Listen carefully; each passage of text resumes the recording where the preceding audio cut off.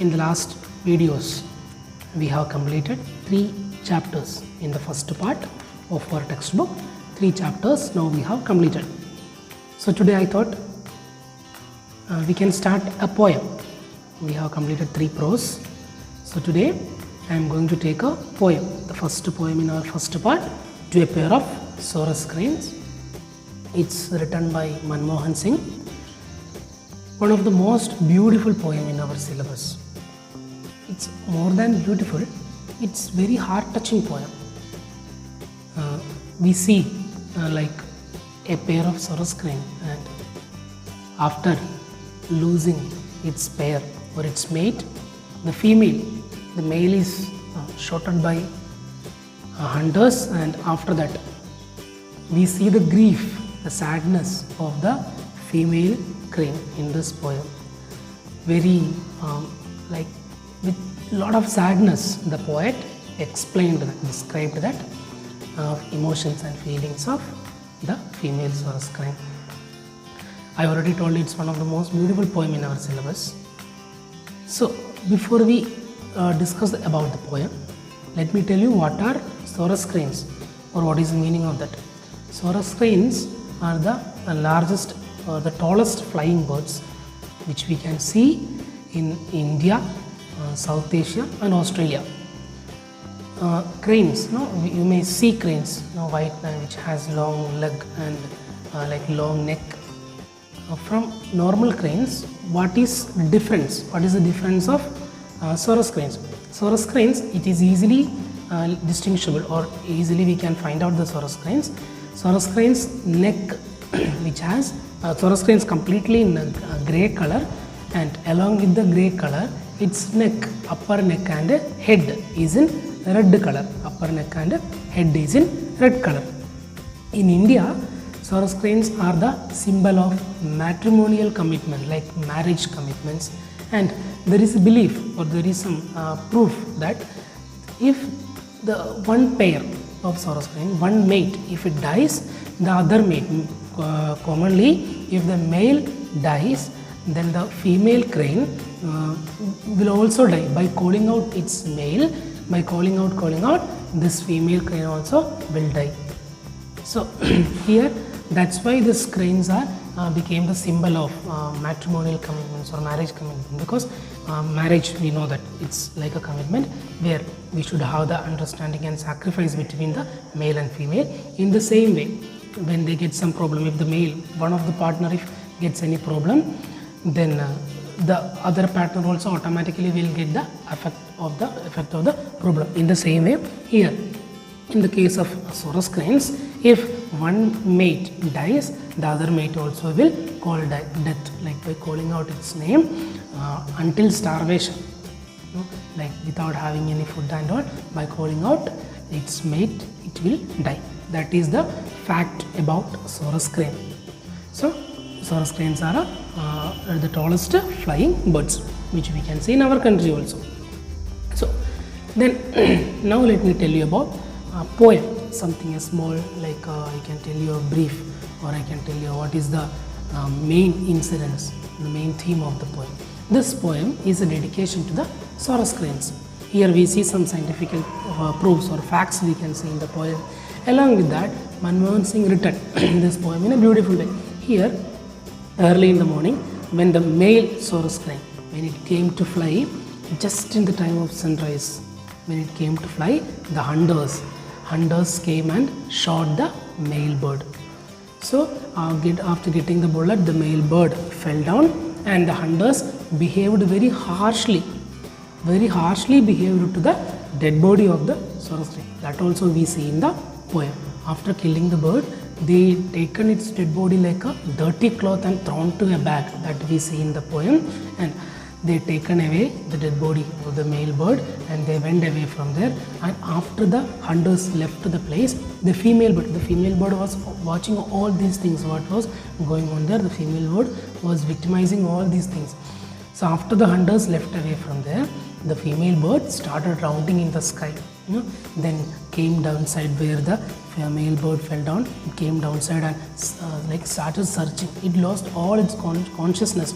There is no sense in that female crane now. because it is a victim of the death of its male partner, and after that started searching everywhere. Then it found some feathers which was not taken away. Female crane found some feathers of the male mate and started kissing on that, doing something like madly, started kissing on that, keeping it and sitting on that to get new life, like how birds are sitting on the eggs to get new chicks. In the same way, kept all the feathers, the blood was there, blood stains was there, that blood stained feathers kept and sat on that and trying to get new bird, like doing something madly. And after that started calling out its male mate. By calling out, the female bird also dying. That is the summary of the poem. It's one of the heart touching poem. It's very beautifully written. We feel so sad because at the end of the poem, Manmohan Singh, the poet, saying that this story of this female crane or this pair of Swaros crane, it's beyond all the imagination and all the legendary stories of human. It's beyond all the love stories of human. That much it has an effect, it has a feel emotions in this story. By saying this, Manmohan Singh concluding his poem. So this is a brief about the poem. Now let us start the poem. To a pair of Swaros cranes, written by Manmohan Singh. The male was short as he necked to pull the reluctant sun out from the rim of horizon. She flew crying as he was picked up hands and jaws, and a proud neck was humbled to lie like dirty linen in a coarse washing bag. She circled the sky in movements of grace over his disgraceful end. The killers went away and she returned to the death scene with grief that inscribed its intensity in dots and pits, like the Morse code of bird's sorrow transmitted to the air. With her beak she kissed a few feathers, picked the ones that wind had not taken away, and sat to hatch the blood-stained feathers into a toddling chick. A wave of the seas she had never seen came to her from far away and carried her to him.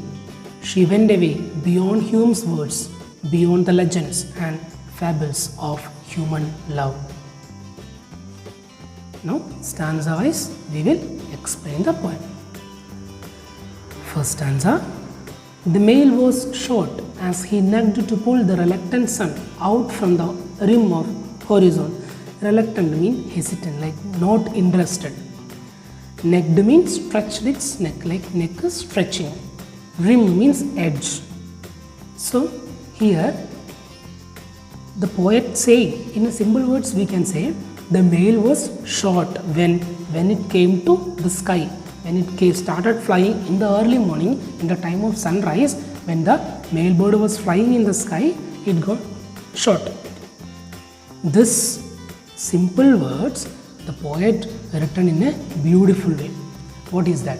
See, the male was short as he necked to pull the reluctant sun out from the rim of horizon. So, in the rim of horizon, sun was not interested. In the edge of horizon, sun was not interested to come out. Just early in the morning when the sun is rising, at that time the poet saying that sun was lazy, sun was not interested to come out. At that time, the male bird came to pull out the sun, or take out the sun from the horizon. It was stretched its neck to the rim of horizon. At that time, the male got short. We say the poet is saying that the male bird came to pull out the sun from the horizon. At that time, the male bird got short. In simple words, I already told you, the sun at the time of sunrise, the male bird got short. The hunters shot the male bird at the time of sunrise. Just it was started to fly in the morning. She flew crying as he was picked up the hands and jaws, and a proud neck was humbled to lie like dirty linen in a coarse washing bag. So, our female crane, the female bird, was watching all these things by rounding in the sky. By rounding in the sky, female bird was watching all these things.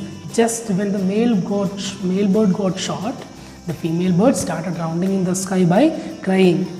She was watching everything what was going on down. By getting the bullet, the male crane fell down and here we see the callousness of the hunters, the harsh behavior of the hunters.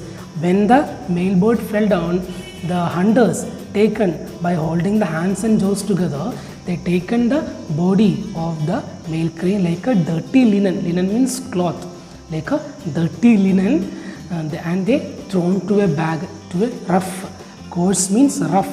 They thrown to a rough bag. How we throw, for example, we can say like a dirty cloth. Otherwise, for example, simply in our kerchief, our hanky, how we take from like somewhere we kept or thrown somewhere. From there, how we take and we throw somewhere. In the same way, how we take and throw a cloth, a dirty cloth. In the same way, the hunters behaved to the dead body of the male crane. They picked up the jaws and the hands and jaws, and they took and thrown to a coarse washing bag, like a dirty bag. They thrown to a dirty bag like a cloth.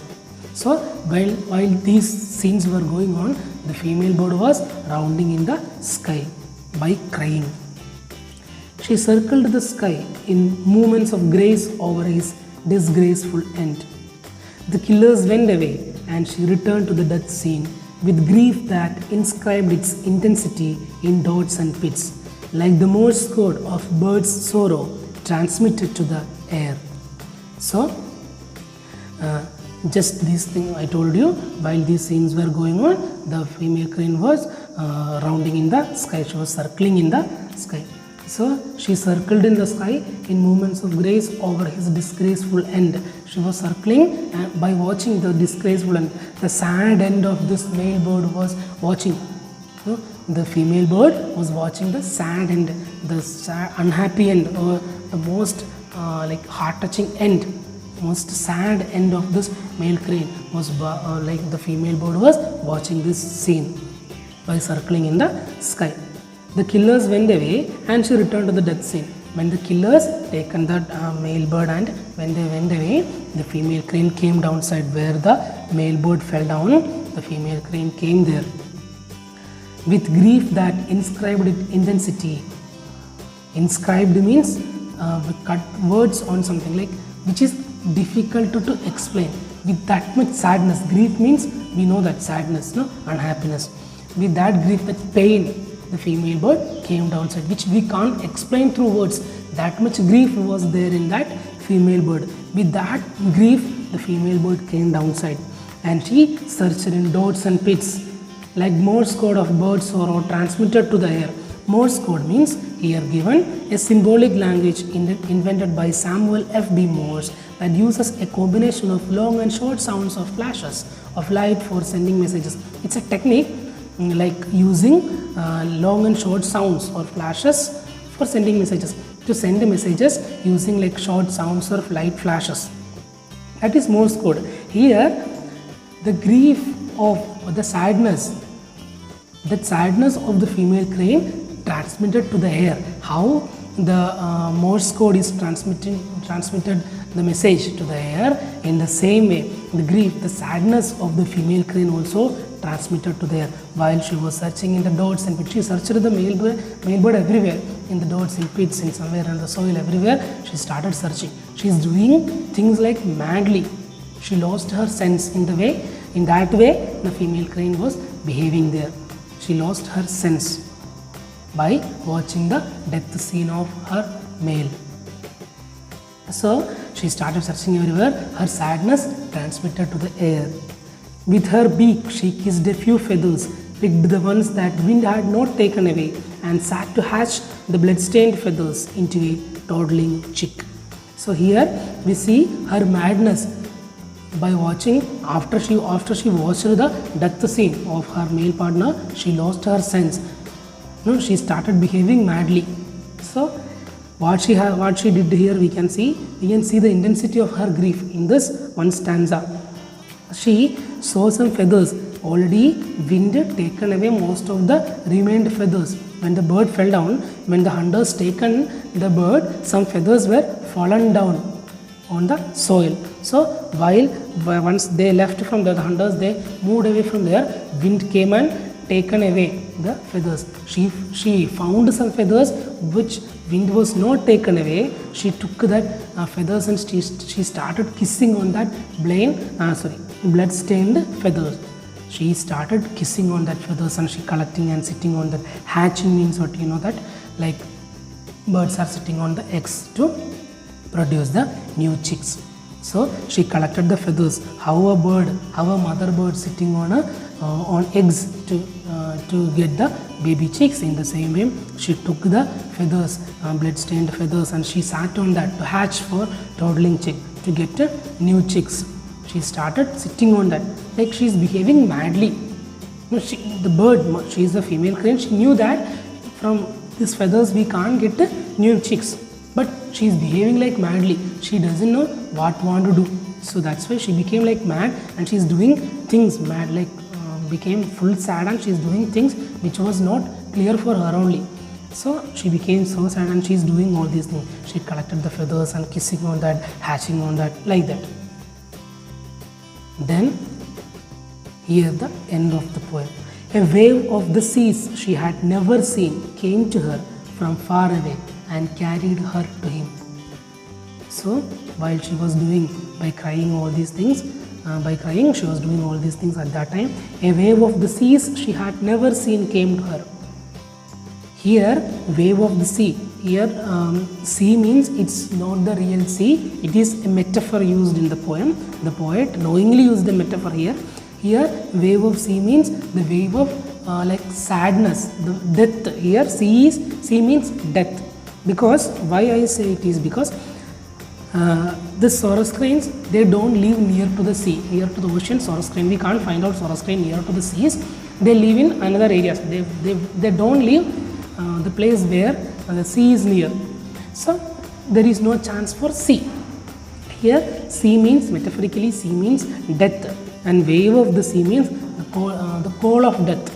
So by crying, poet saying that by crying, by calling out male's name, she also died. Poet saying that through this metaphor, a wave of the seas came to her which she never saw. Death came to her which she never saw and taken away to him. Death came and taken her away, and she also went to him. There they joined, their souls joined. Male bird died by hunters, female bird died here by calling her male. She went away beyond Hume's words, beyond the legends and fables of human love. Hume's words means Hume in 1881, in Hume's one book, Hume written that they certainly pair of life and probably exhibit great grief for their male keeping for weeks, at times about the locality where their partner was killed and calling constantly. They have actually known the widowed bird to pine away and die. This Hume told in his book, The Game Birds of India, Burma and Ceylon. In this book, Hume written about Saurus crane. If the male Saurus crane dies, the female by week, the female Saurus crane by leaving food and all, where the male bird died, by being there only, it will call out, it will cry loudly, it will call out the male bird. By calling out, the female bird also will die. But here the sad end of the female crane is beyond the Hume's words. Poet saying that Hume said, we know that female bird will die like that. But what happened here, it's beyond his words, and it is beyond the legends and fables of human love. Legends means stories from ancient times about people and events that may not be true. Here what we have learned in our myths, epics, or what we have learned in our fables like Aesop, Panchatantra stories and all, there we have seen the love of animals towards its pair or towards human. But this sad end of the female crane is beyond the stories, it's beyond the humans. In that way, the female crane also died. So this is the poem. I hope you understood the poem.